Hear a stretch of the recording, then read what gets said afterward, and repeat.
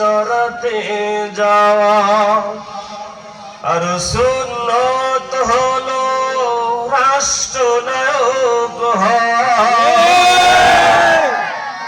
মোহাব্বতে তা সুদিনের সাথী তুমি, মোহাব্বতে তা সুদিনের সাথী তুমি।